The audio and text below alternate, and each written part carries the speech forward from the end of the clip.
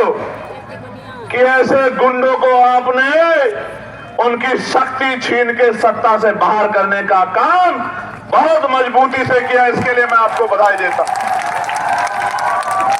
लोकतंत्र की शक्ति उनको दिखाई कि अगर कोई गुंडागर्दी करेगा तो दोबारा लोकसभा की चौखट नहीं देख पाएगा। मैं आपको बधाई देता हूं, आपने बहुत मजबूत फैसला लिया।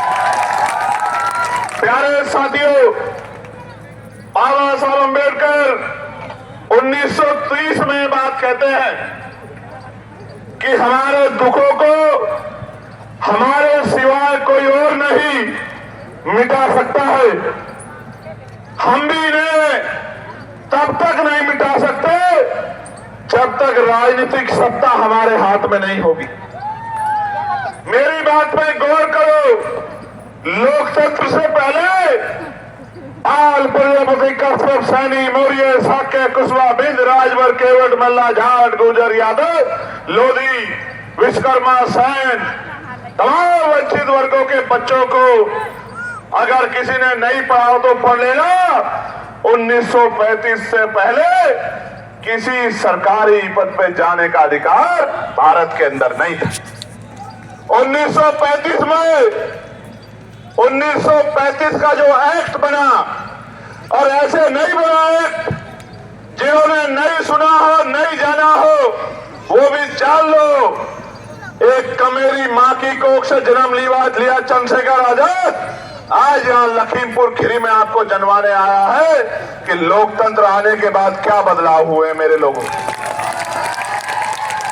तो मेरे प्यारे साथियों, 1928 में बाबा साहब अम्बेडकर ने बहिष्कृत हितकारिणी महासभा के बैनर तले मेमोरेंडम दिया कि देश में अछूतों के शूद्रों के हालात बड़े खराब हैं, अंग्रेजों को हमारे बारे में सोचना चाहिए।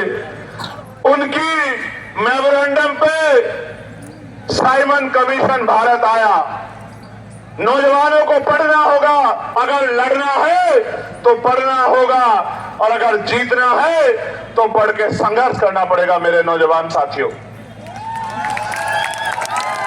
1929 में साइमन कमीशन ने जो सर्वे किया, 1929 में जो अपनी लड़ाई खुद नहीं लड़ सकता उसकी लड़ाई कोई नहीं लड़ सकता। लड़ने मरने से अच्छा है लड़ो, लड़ो और तब तक लड़ो जब तक आप क्या तो हार ना जाओ या जीत ना जाओ, तब तक लड़ो। 1930 में साइमन कमीशन ने रिपोर्ट दी और 1930 में ही गोलमेज कॉन्फ्रेंस हुई। पहली गोलमेज कॉन्फ्रेंस में बाबा साहब अम्बेडकर ने कमजोरों के लिए, महिलाओं के लिए, दलितों के लिए, पिछड़ों के लिए गोलमेज कॉन्फ्रेंस में उनके अधिकारों के लिए मांग उठाई। और मुझे बड़े तकलीफ के साथ कहना पड़ेगा कि महात्मा गांधी, जिनको देश ने राष्ट्रपिता बाद में माना, महात्मा गांधी उस समय कमजोरों के अधिकारों के खिलाफ खड़े हुए। ये बड़े तकलीफ की बात है, देश नहीं जानता है, लेकिन हमारे महापुरुषों ने जो संघर्ष किया है उनके द्वारा जो लिखा गया है उसको पढ़ के हमें जानकारी है कि कौन कहां खड़ा था। प्यारे साथियों, 30 में हुई, 31 में हुई, 32 में हुई गोलमेज कॉन्फ्रेंस।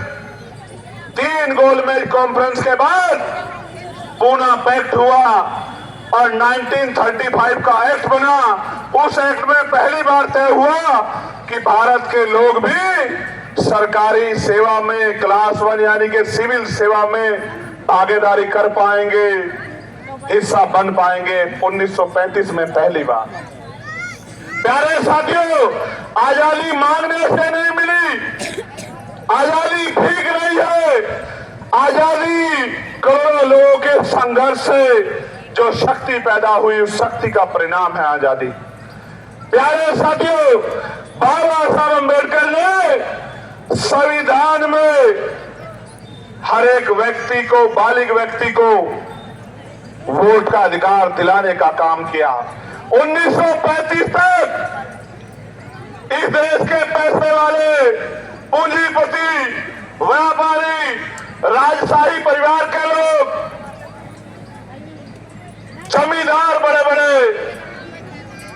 टैक्स देने वाले, बहुत पढ़े लिखे लोग वोट करते थे, जिनकी सारी संख्या 10% थी देश की आबादी के। कितने परसेंट?